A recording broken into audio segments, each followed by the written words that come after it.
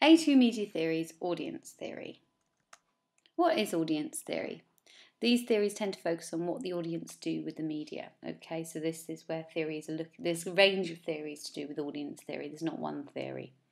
And always remember there are various media texts and they're consumed in different ways and in different situations.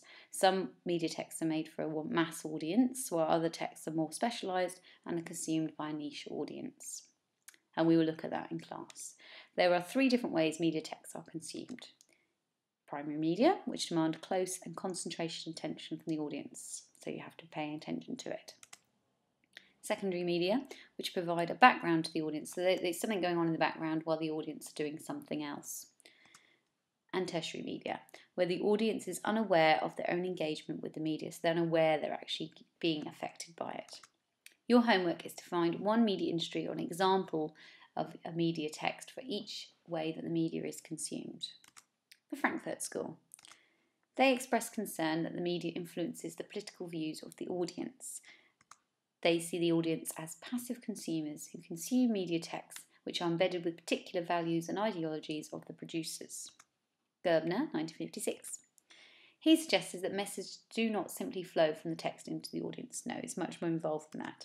He said that the audience discuss, debate and challenge the text, which reduce their power. Text. The other thing to remember is text can be seen as polysemic, deliberately constructed to be read in a number of different ways to appeal to a wide number of people. The Uses and Gratifications Theory, Bullner and Kantz, 1974. They highlighted how the audience use media text for many reasons. Okay, so this is the use part of the theory. They use it for sharing and discussing experiences with others, obtaining information about the world around them, and helping to gain identity. The gratifications that the audience gain from this can include finding a distraction or a diversion from the world, seeing authority figures inflated or exalted, seeing others make mistakes or make fools of themselves, and reinforcing a belief that justice will ultimately triumph. McQuail, in 1997, he summarised these motivations into the following: information, learning, personal identity, social interaction, and entertainment. Alternatively, it can be argued that regular programmes such as a soap opera is consumed for the following reasons: to provide a sense of routine, as a reward for doing some work, as a way of escaping loneliness, as an escapist fantasy, and to provide focus to think about or discuss social and moral issues. We will look at this more in class, okay, so don't worry. Sean Moore, 1998, he also developed the theory as well. He argued that media texts allow the audience to perceive themselves as part of an imagined community. This is a community that exists in people's mind, basically, and gives them a sense of reality. The audience feel they have something in common with other imagined members of the audience. There are criticisms of the uses and gratifications theory. Critics highlight how the theory does not explain why different members of an audience interpret a text differently. Ang, 1985, identified gratifications of identification and fantasy as well, which are not covered in the other theory. For example, and then also you've got Hill in 2005, explored how gratifications from reality TV emerge from discussions around to what degree the programme has been staged, which therefore undermines the use and gratification theories already identified.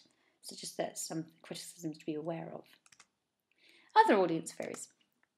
Morley, 1990, saw media as an object that carries a meaning and a value which does not rely on its use. For example, a widescreen TV and an Apple iPod operate as status symbols. Okay.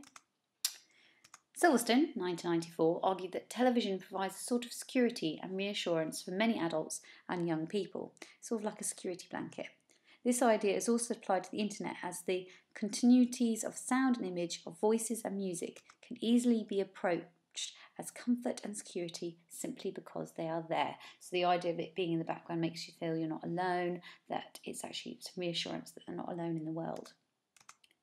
Couldry, 2004, developed the concept of the mobile audiences. Audience can visit places related to the media production, and so not only can they watch and listen to media texts in their own homes, but they all kind of visit places as well.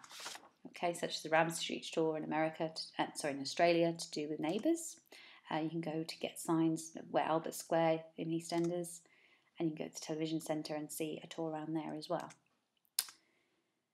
Abercrombie and Longhurst, 2005, identified that there had been a shift in the audience's experience, allowing the boundaries between them and the producer of the media to become more fluid. For example, many new media like Facebook and Twitter rely on the audience to identify, literally construct them. Okay? Other areas of the media rely upon a high degree of audience input and participation, such as telephone voting on the X Factor and the confessions of audience members on the Jeremy Kyle show. Abercrombie and Longhurst suggests that as a result, many people live their lives as if they were players in a TV show, constructing narratives of their own of their relationships and family lives as if they were explaining them on television or the radio. And we'll look at this more in class. The active audience theory sees the audience as actively constructing interpretations and meaning for the media text they encounter.